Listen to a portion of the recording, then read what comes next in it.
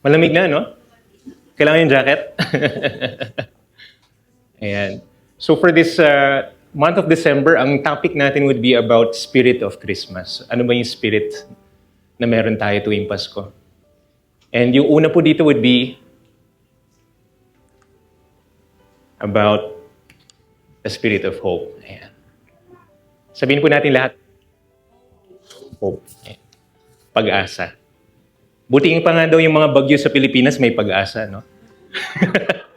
Pero tayo may pag-asa tayo.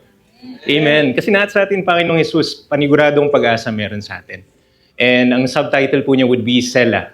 Matututunan po natin ang Sela in all circumstances. Ayan. Magdasal po tayo mga kapatid. And i-lift natin sa Panginoong Jesus itong message na ito. Maraming salamat, Panginoong Jesus. Thank you, Lord, sa inyong presensya. Nasa amin palagi po, Panginoon. Maraming salamat po sa araw na ito, ng araw na naman ng pagbupuri, pagsasamba sa inyo sa inyong bahay, Lord. And salamat po sa inyong salita na manggagaling sa inyo, Panginoon. Takloban niyo po ako ng inyong banal na espiritu, ang inyong spirit of grace, inyong spirit Jesus. Maraming salamat po, Lord.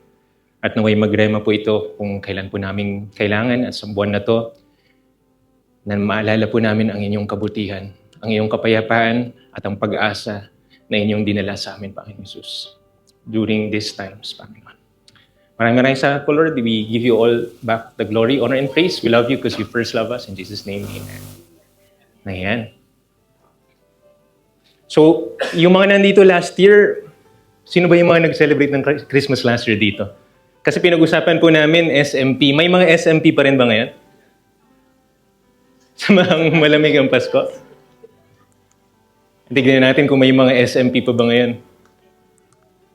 And sa baang may pasok sa Pasko? Medyo. Pwede.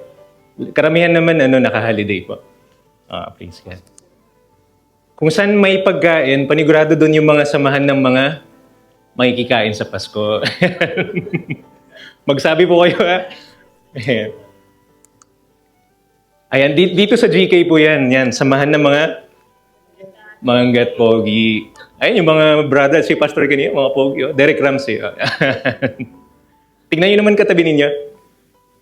Manggat at Pogi ba? Ayan, di ba? Praise God. Praise God, di ba? We are fearfully and wonderfully made. Katakot-takot, di ba, na create yung katabi mo? Katakot-takot ba? Yes. Hindi. Kamangha-mangha. Ayan. Kamangha-manghang inilikha ng Panginoong Jesus. Ayan. So, sino ba yung mga malalamig pa yung Pasko hanggang ngayon? Meron pa rin? Bigyan ng jacket. Regaluhan po ng jacket si brother. Hindi, ngayon, sumasampala tayo sa Panginoong Jesus kasi may pag-asa kay Jesus. Amen? And kapatid, may pag-asa kay Jesus. Yayakapin ka niya at yakap ka niya palagi sa kanyang piling. Amen? Amen ba, church? Amen. Ayan, kahit konti lang tayo, magpuri tayo, church. So last year, more on yung sa Luke tayo, sa Christmas story ng Luke. Kung gaano ka-engrande yung pagdating ng Panginoong Jesus dito sa mundo. At una niyang inihayag yung balita ng pagkapanganak ni Jesus sa mga shepherds, di ba? Na parang mensahe niya rin yun na para sa lahat yung message ng Pasko. Para sa atin din na hindi Hudyo, para sa sanlibutan na kung sino mang tatanggap sa Panginoong Jesus ay makakapiling niya panghabang buhay at makakaranas ng biyaya dito sa mundo. Amen? So dito naman po tayo sa Matthew ngayon, mga kapatid. And sa Matthew, kung sa Luke is in grande, yung sa Luke, dito is sa Matthew may kita natin yung mga challenges din na pinagdaanan na ating Panginoong Jesus nung kanyang pamilya nung pinanganak siya dito sa mundo. So dito sabi sa Matthew 1:18, basahin po natin, mga kapatid. Now the birth or Genesis of Jesus Christ. Ayan, hinto po tayo dyan. Kasi dito po, sabi dito na yung birth niya is the Genesis. So napaka-importante din po nitong event na ito. Kasi importante ng Genesis na umpisa ng Biblia kung kailan inilikha ang mundo at saka ang kalawakan. So dito is Genesis ng ating Panginoong Hesus kung paano siya bumaba mula langit spiritually at nagkatawang tao para lang sa atin. Amen? Masaya ba kayo para sa... sa Genesis na nangyari noon, church? Sa pagkapanganak ni Jesus. So, anong susunod? Ayan. So, continue po natin. So, when his mother, thank you.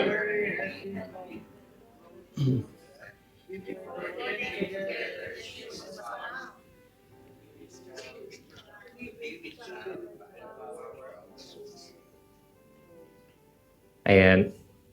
So, ano nangyari po dito? When his mother Mary had been betrothed to Joseph, doon sa mga Hudyo, meron silang practice noon na bago sila talagang ikasal, meron pa silang 1 year na parang test sa kanila kung matetest ba yung katapatan nila, kung wala talagang yung purity nila na walang mangyayari sa 1 year na yon bago sila ikasal. And during yung betrothing year na yon, kung may nangyaring hindi okay sexually, wala namang mga bata dito.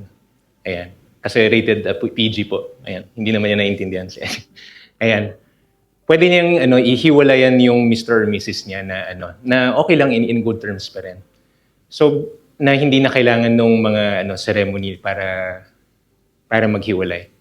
And before they came together, she was found. Ayan. Ang ibig sabihin po daw ng found dito is hurisko. Ayan, sabihin po natin hurisko, church. Diyan po nanggaling daw yung word or yung term na eureka. Yung pamilyar, no? Yung si Archimedes pas, no? Nung may na-discover yung purity ng gold, yung element na purity ng gold. So parang dito nangyari, eureka, may nakita. So ano ba sa Tagalog yung eureka? Huli ka. Kasi parang may nahulian dito, no? Huli ka, may buntis ka. Ayan, so nangyari dito is buntis po si Mary. Ayan. She was pregnant. She was to be with the child. Sabihin po natin lahat by the power of the Holy Spirit. Ayan, so dito, basahin po natin ang John 1:1, church. In the beginning, before all time, was the Word, or Jesus Christ, and the Word was with God, and the Word was God Himself. Ito yung sinasabi po natin kanina na in the beginning, ito yung unang Genesis, ina-explain naman ni John sa kanyang book. Na nung una pa lang, nung eternity past, nandun na si Jesus kasama ang Diyos Ama.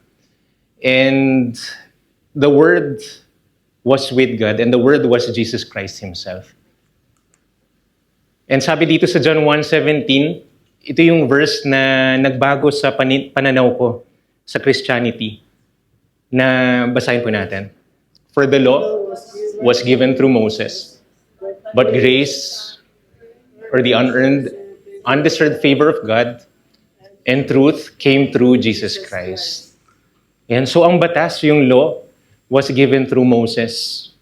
Pero ang biyaya, ang grace, or naka-open parenthesis dito, kaya maganda po yung amplified version.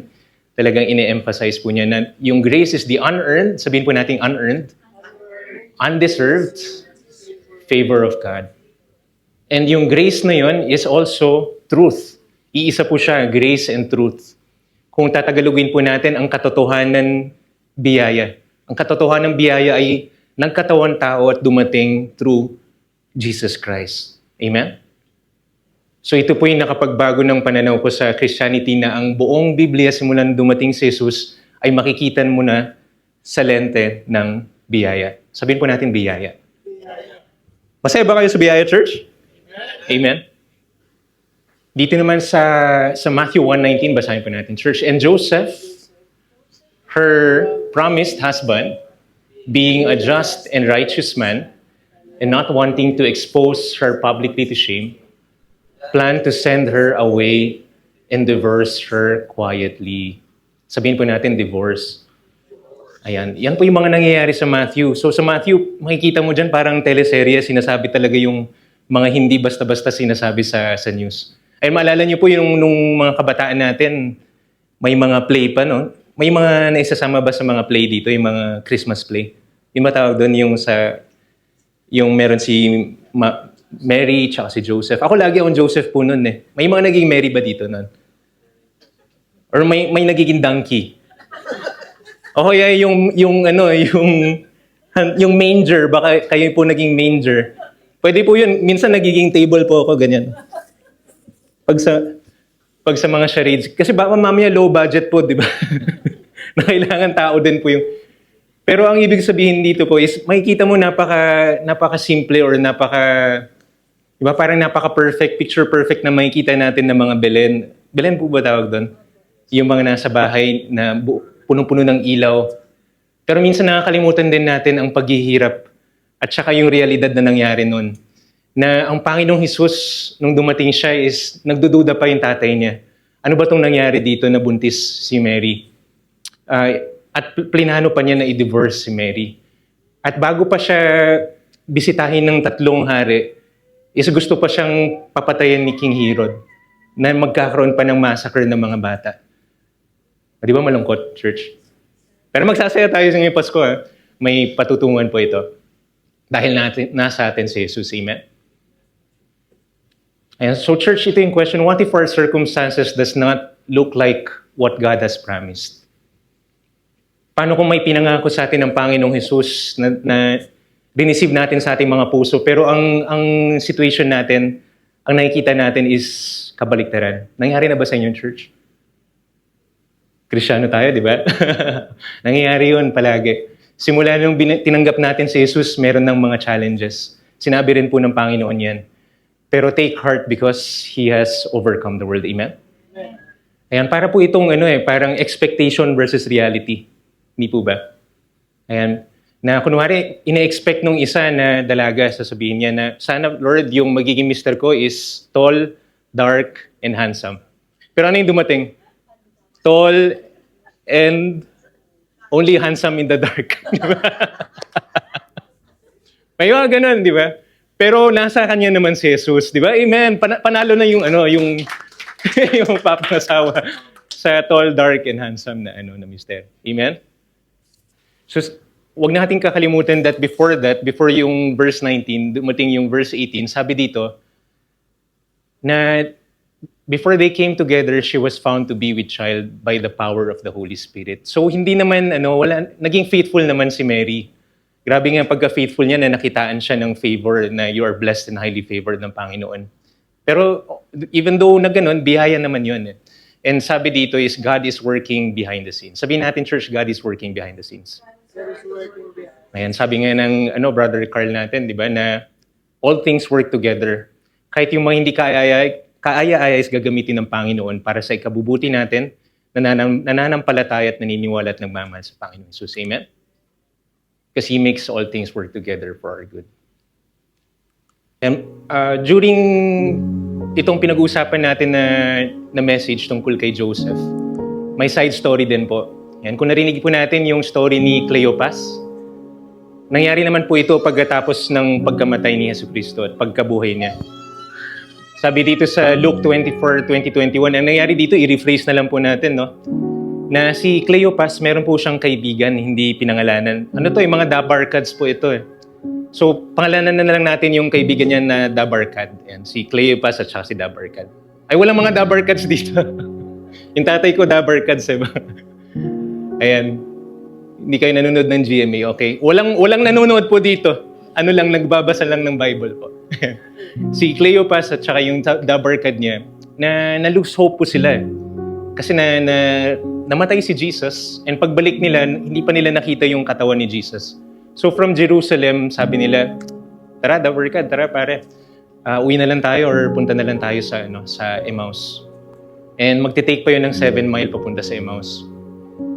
So puro mga malulungkot na lang siguro yung mga pinag-usapan nila nung time na yon. And lo and behold, may nangyari po doon na dumating si Jesus. Dumating si Jesus habang naglalakad sila, parang bigla na lang may kisabay po sa inyo sa na brother pag naglalakad sa karama, ganyan.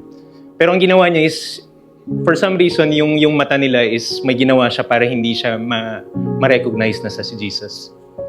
So anong ginagawa nila dito? Sabi ni Cleopas tsaka yung Dabarkad niya, sabi, the chief priest and our rulers handed him over to be sentenced to death, si Jesus, and they crucified him. But we had hope that he was the one who was going to redeem Israel. And what is more, it is the 3rd day since all this took place.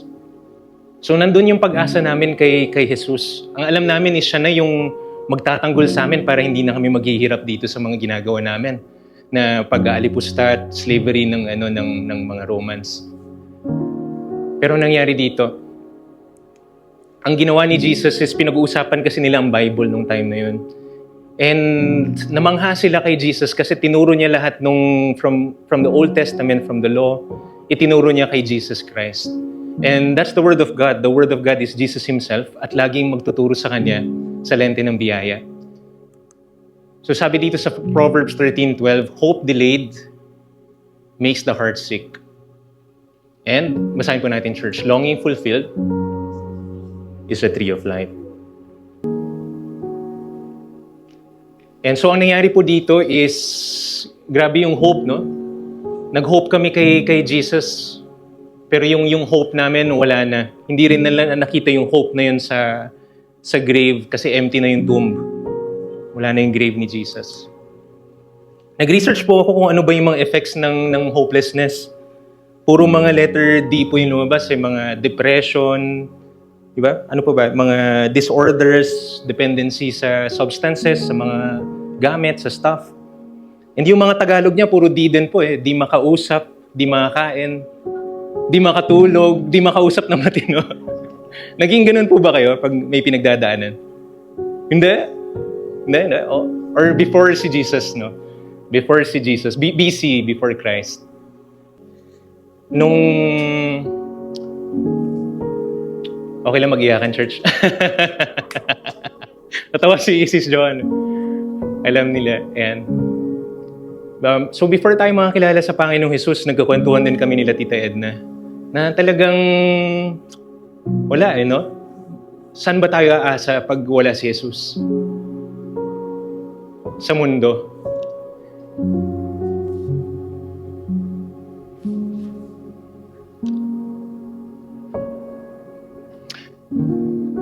Iyakan lang tayo, church. Sorry. Dumating yung time na umasa na ako sa mundo, sa mga substance na hindi ko na naisip yung sarili kong buhay din. Na ready na ako kahit mawala na buhay ko. Tapos dumating si Hazel din. Pero hindi to more love story. Si Jesus lang meron lang siyang mga ways para ipakita sa inyo yung kabutihan niya. Meron siyang mga ipapakita sa iyo or i-bless sa iyo para ipakita sa iyo ang kanyang pagmamahal. Tapos nakilala ko rin si Jesus fast forward and everything. Paano naman po kung nasa atin na si Jesus? Anong mangyayari po kung yung sitwasyon is parang wala ng pag-asa? Second story po sa buhay ko kay Jesus na. Kay Jesus naman na po ako. 2 years ago, kakatapos lang ang pandemic. Lumisan yung lola ko. Nakwento ko pa yung lola ko, no? Kasi pag unang apo ka, close kayo ni lola mo, parang mama mo. So napaka-close po namin and same din yung ikinamatay niya tulad ng ikinamatay ni Mami Evelyn na sepsis. So nung nangyari kay Mami Evelyn yun is naalala ko rin yung lola ko.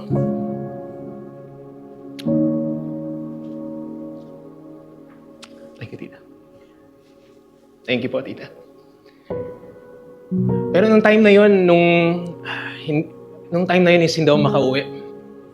Yun siguro medyo nag-isip ako, nag-pray ako, ba't hindi po ako makauwi, Lord? Siyempre, pandemic. Hindi po ako makauwi. Hindi ako makauwi para puntahan man lang yung lola ko. Pero may pag-asa pa rin sa Panginoon Jesus Church. Amen? Hindi dyan natatapos yung kwento, hindi po ba? Pag merong mga hopeless na sitwasyon, hindi po tayo hihinto doon. Laging may pag-asa sa ating Panginoon Jesus. Amen? Amen ba, church? Amen? Oh, ayoko kasing maging malungkot. Pasensya na, church. Ayan, tapusin po natin yung kwento mamaya. Or dito. In a good note.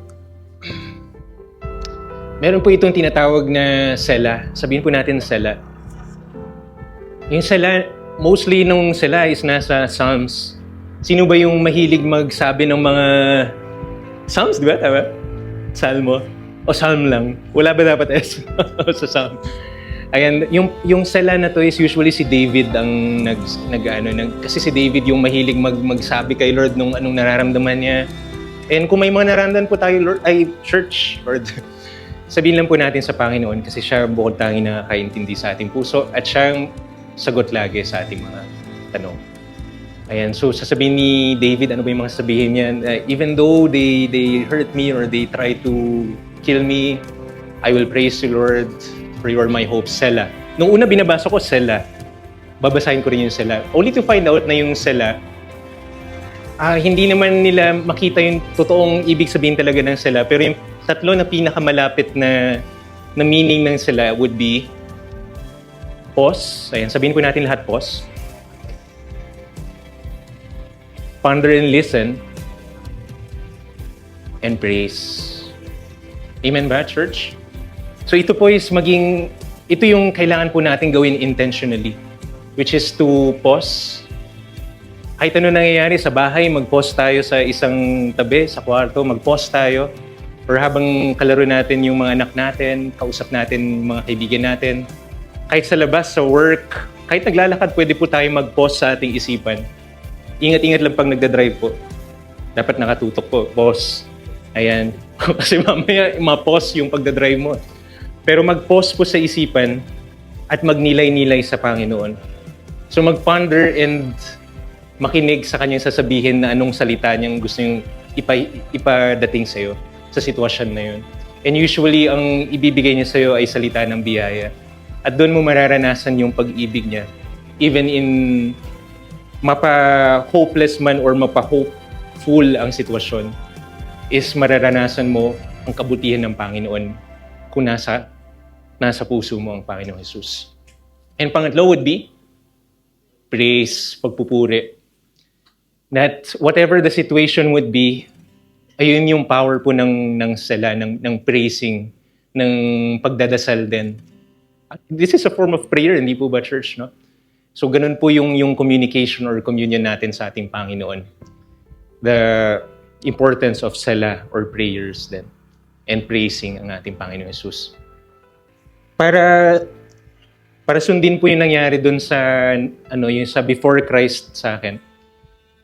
So nakilala ko na si Hazel and before maging Christian, born again, lagi tayong pumupunta sa mga adoration, no? Yung adoration, magdadasal. And doon mo ibubuhos sa Panginoon kung ano bang nasa salubin mo. And for some reason, yung pinuntahan ko noon na malapit sa trabaho, meron siyang box doon na may papel. Ilalagay mo daw doon yung prayer request mo, tsaka yung mga answered prayers. Tapos, ang nangyari doon is, linagay ko doon is yung prayer ko, or yung answered prayer ko would be everything. Kasi nasa akin na si Hazel. Hindi, joke lang. Hindi. Parang nasa akin na lahat. Although si Hazel is a blessing, pero parang meron na akong, nag-uumpisa na yung kapayapaan sa puso ko. At maaaring si Lord na yun na tumatawag sa atin pag nag-uumpisa na po yung ganong pakiramdam. And ano ba yung prayer request ko noon? Binigay ko is to know you more, Jesus. And after yun, meron yung nagdasal din ako na, Lord, okay na po lahat, parang kayo na pong bahala. And ang gusto ko is talagang tunay na makilala kayo, Panginoon. And alam niyo ba, church, di ba, be careful of what you pray for kasi ang pinapanalangin niyo, church, is malay niyo tugunan kaagad ng Panginoon. And lo and behold, tinugunan kaagad ng Panginoon at nakilala ko siya. Ayan, naalala niyo ba yung mga na born again kayo, church?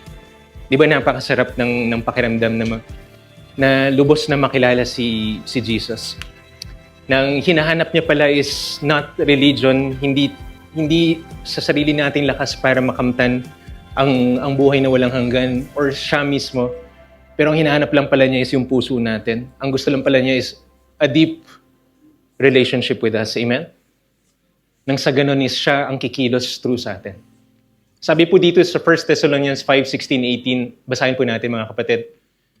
Rejoice always, pray continually, give thanks in all circumstances, for this is God's will for you in Christ Jesus. So ano ba ang will ni Lord sa atin bilang Kristiyano? Ang will pala ni Lord sa atin is magdasal at magpasalamat palagi at magpuri sa Kanya. Na kahit anong pinagdadaanan natin, mapasaya or mapalungkot man ang tsura ng mga nakikita natin, is magpupuri pa rin tayo dahil siya'y mabuti. Amen? Amen ba, church? Amen. Nandito ba tayo para magpuri sa Panginoon? Amen. And yung pangalawa naman na kwento, yung sa lola ko, for some reason, nung time na wake niya is, tinanong ako ni mama ko para mag-share sa wake na yun, kahit sa Zoom lang. Gawa nung sa Zoom, meron kaming Bible study na mga magpipinsan at magtita. And nagkataon, pero alam po naman natin na lahat ng nangyayari pag Kristiyano na tayo is si Lord ang naglagay po nun. Ang pinashare sa akin ng Panginoon nung time na yon sa lamay ng lola ko would be Psalm 23, na kahit through Zoom lang.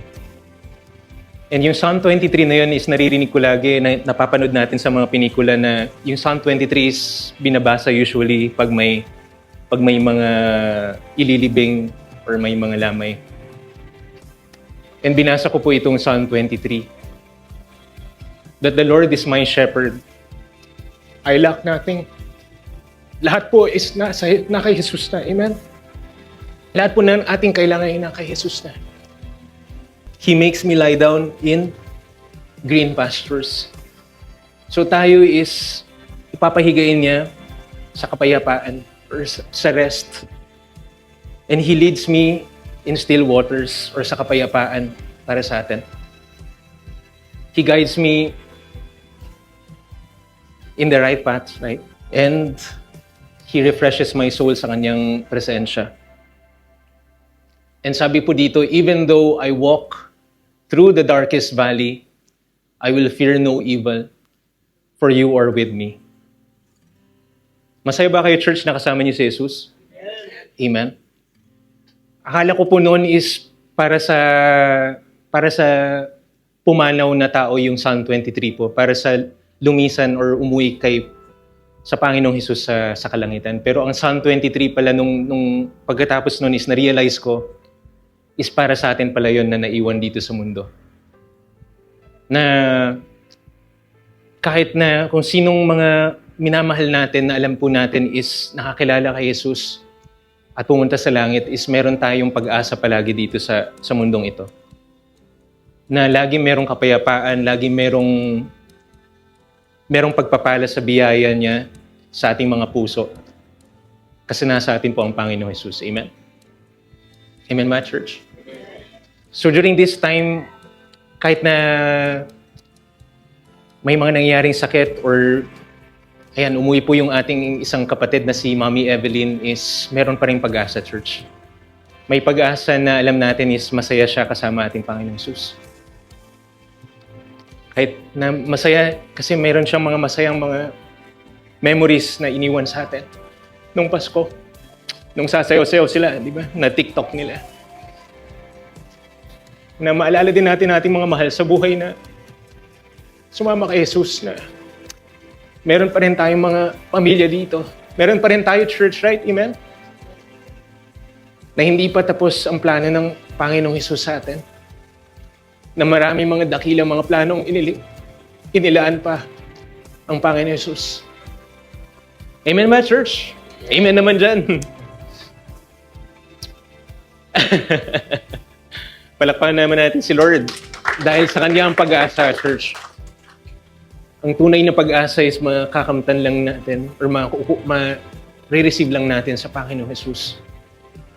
That even though we walk through the darkest valley, even though kung anuman ang sitwasyon na mangyayari, mapasaya man o hindi, is meron pa rin tayong kapayapaan sa Kanyang biyaya. At paniguradong nasa Kanyang mga kamay tayo at hindi tayo papabayaan. So church, SMP, sumampalataya tayo at magbigay papurit, pasasalamat sa Panginoon Jesus. Ay papuri naman sa Panginoon Jesus, church. Ayan, na magpasalamat palagi sa kanyang tinapos na gawa sa krus at siya ay buhay, di ba?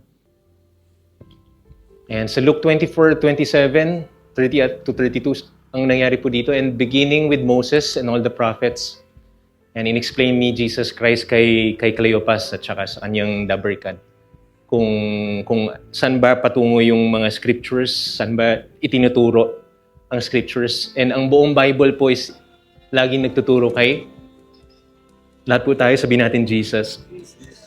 Na tayo bilang Kristiyano na born again, ang ating mga buhay ay patungo rin at magtuturo kay Jesus. Sabihin po natin Jesus. Amen. Masaya ba kayo, church? Amen. Di ba happy ending naman palagi? Amen. And so when he was at the table with them, he took bread, gave thanks, broke it, and began to give it to them. So nag-communion sila tulad ng ginawa natin kanina. Maring nakita nila yung mga nail piercings ni Jesus, hindi natin alam, or baka ipinakita na niya sa kanila na siya si Jesus. And so nabuksan ang kanilang mga mata, they recognize na si Jesus pala yung kasama natin. Hindi pa natin napansin nung una that he suddenly disappeared from their sight. Ayan. Si Lord may kakulitan din minsan, no? Bigla siyang sasama, tapos bigla rin siyang magdi-disappear. Tapos sasabihin pa nila na do not be afraid. Pero kamangha-mangha lang si Jesus po, na ipinakita niya dito na ang buhay natin is also grounded in the Word, which is Jesus Christ Himself, the Word of God. Na tuwing magpupuri po tayo at magninilay-nilay, is laging mag-encourage po sa atin ang kanyang salita, ang salita ng Diyos na buhay. Amen? And they asked each other, were not our hearts burning within us while He talked with us on the road and opened the Scripture to us? And so if there are times rin na parang kailangan natin ng presensya ng Panginoon, ng kanyang kapayapaan, ng pag-asa, balik lang po tayo sa biyaya, sa salita ng biyaya. Balik lang tayo sa pagsesela or pagpupos, pagpaponder at pagre-receive ng salita niya at pagpupuri sa kanya. And mararamdaman po natin through the Spirit of grace, the Holy Spirit, na mag-uumapaw po at magliligab-gab ang ating mga puso sa kanyang salita. Amen? And so happy ending naman kila Dabarkads po. Ito, ano bang nangyari kay Joseph naman dito? But after he had considered this, an angel of the Lord appeared to him in a dream, saying, Joseph, descendant of David, do not be afraid to take Mary as your wife. For the child who has been conceived in her is of the Holy Spirit. So gagawin pa lang ni Joseph yun na, kasi nag-agree na siya sa sarili niya, no? Na okay, i-divorce ko si Mary. So many are the plans of a man, but it's always the plans of the Lord that will prevail. Amen? So gusto niyang gawin yung mga bagay sa kanyang sariling plano, sa kanyang sariling mga lakas, tulad ng law, ng law of Moses. Pero ang nangyari dito is tapat pa rin ang Panginoon, that even if he was faithless, God was still faithful. Tulad natin na before Christ, na wala po tayong pananampalataya noon. Pero dahil sa biyaya at kabutihan ng Panginoon, binigyan po tayo ng pananampalataya para maniwala at magtiwala sa Kanya. Amen? And for the child who has been conceived in her was of the Holy Spirit. Ayan. So if we are faithless, He remains faithful, for He cannot deny Himself. Hindi po kaya ng Panginoon na i-deny yung sarili niya at i-deny at hinto yung sarili niya para mahalin tayo. Aren't you so glad, church, na mapagmahal ang ating Diyos Ama, ang ating Panginoong Jesus, that He so loved the world that what did He do? He gave His one and only begotten Son na nagkatawang tao para sa atin. At isipin natin, church, during this Christmas, na bumaba ang biyaya sa atin, ang katotohanan ng biyaya, nagkatawang tao, para mamatay para sa atin. And para makasama lang tayo dito at sa walang hanggan. Amen? Sorry, iyakin talaga, church. Dahil kay Lord yun, praise God. Bigyan naman natin papuri si Lord. For the child who has been conceived in her is of the Holy Spirit. She will give birth to a son, and you shall name him, everybody say Jesus. or the Lord is salvation, sabi dito, or God of salvation. For He will save His people from their sins. So hindi ba napakasarap, church, na wala na yung strength ng sin dahil sa tinapos niyang gawa sa krus. And para sa mga hindi pa nakakilala kay Jesus or hindi pa siya nare-receive, yun lang ang bukod tanging gusto ni Jesus is to save the world from its sins. To save everyone from the sins. Na hell, sabi sa Bible, was really not meant for people. It was really meant for Satan sa kaaway at sa kanyang kampo ng kadiliman. Pero gawa ng ang Diyos natin ay banal. Ang Diyos natin is just and He is holy. Ang gusto lang niya, church, is for you, kapatid, kung sino man na hindi pa nakaka-receive sa Kanya, is just for you to believe. For you just to repent, to change your mind from the world or from sin towards light, towards righteousness of His grace and mercy. Kasi hindi po, alam niya na hindi natin kaya bago siya makilala, hindi natin kaya ng sarili natin. Hindi natin kaya kasama ang mundo. Pero kaya lang natin to sa Kanyang biyaya, kay Jesus lang. So yun po, ang pag-asa po natin is si Jesus, church. Ang tanging gusto niya, kapatid, if you haven't received Him yet, is just to believe. Just to receive His gift of grace. Kasi ang biyaya po, sabi kanina, is a gift, right? Ang gusto lang niya is tanggapin lang natin yung regalo ng biyaya. And siya na po ang gagabay sa inyo or sa mga hindi pa nakakilala sa Kanya patungo sa mga ipapagawa niya dito sa plano niya para sa inyo dito sa mundo. So basahin natin, church. Sabay-sabay sa ating Panginoong Hesus. May tunay na pag-asa. And may pag-asa pa, church. May pag-asa pa sa pakitignan naman yung katabi ninyo. Gising pa, may pag-asa, puno ng pag-asa. Amen. So wala na sanang malalamig ang Pasko ngayong December, church, ha? Wala. Bigyan ng jacket at may pag-asa kay Jesus, church.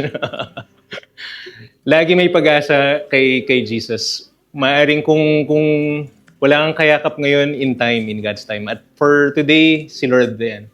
At kami, yayakap sa inyo, mga kapatid. And I hope this time would be a time for us para alalahanin yung pamilya ni Mami Evelyn. And alalahanin din natin yung mga minamahal natin sa buhay. And kung may mga parents pa tayo dito, why not yakapin po natin ngayong time of Christmas. Ayan. Ayan po yung nanay ko. I love you, ma. Yakapin po natin sila this time of Christmas. Enjoyin po natin kung paano tayo pinagsasama-sama. And kung may mga uuwi, payakap na lang po sa inyong mga parents, sa inyong pamilya. At naway yung word po na ito ng pag-asa ay manatili sa ating mga puso at magrema na enjoyin lang po natin in His ways ang Kanyang biyaya, ang Kanyang kapayapaan kung saan man tayo dalhin this Christmas season. And for this coming year ahead of us, na alam po natin is may pag-asa na maganda ang Panginoon sa church at sa ating mga pamilya church. Amen? And tayo po tayo, church, para magdasal.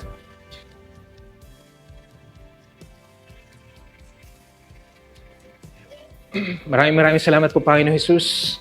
Thank you, Lord, na dumating po kayo dito sa mundo at nagkatawan tao para lang po sa amin.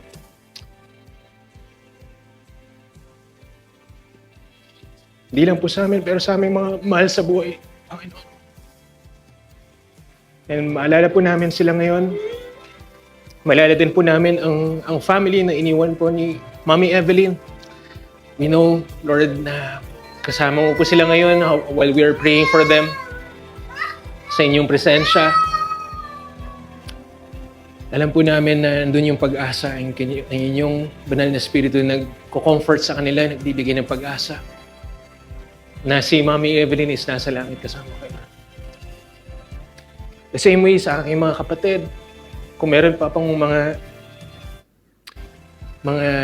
nakakamiss sa kanilang mga mahal sa buhay na nasa langit kasama si Jesus.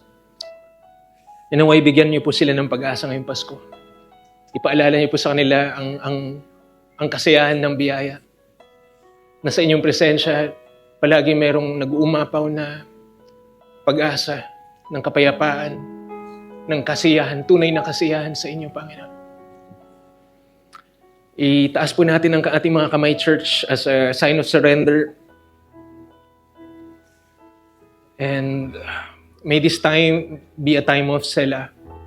Kung nangungusap ang Panginoon sa inyo, church, ng kahit ano para purihin siya, pasalamatan siya, or kung may mga promises na binigay niya sa inyong puso, church, and ang nakikita niyo ngayon ay medyo madilim dito sa mundo or sa sitwasyon na kinaroroonan niya, church, I pray that in the name of Jesus, for that spirit of hope, nabigyan kayo ng pag-asa na tunay na tapat ang ating dakilang Panginoong Jesus. Na kahit anong ipinamis na sa inyo na word, or na calling, or na promise para sa inyong pamilya, tutugunan niya po ito, church.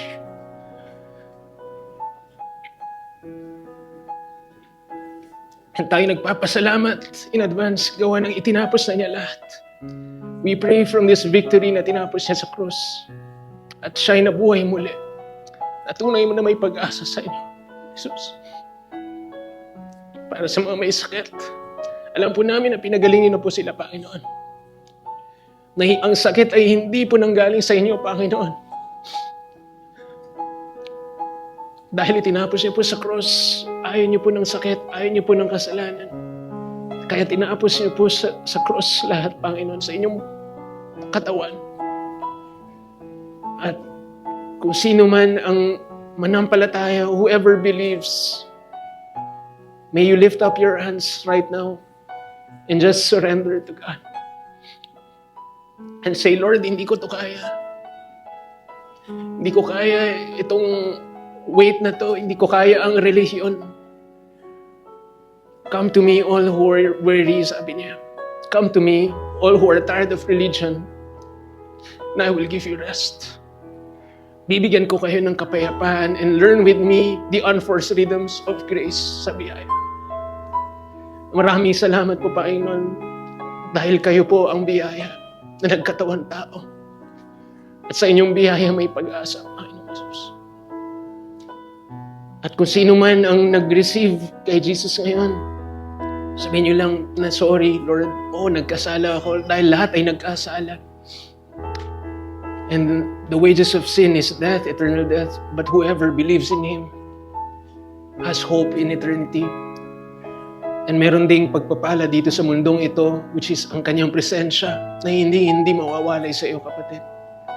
Na kahit maglakad ka sa pinakamadilim na lugar, ay kasama mo ang iyong pastol, na hindi ka iiwan.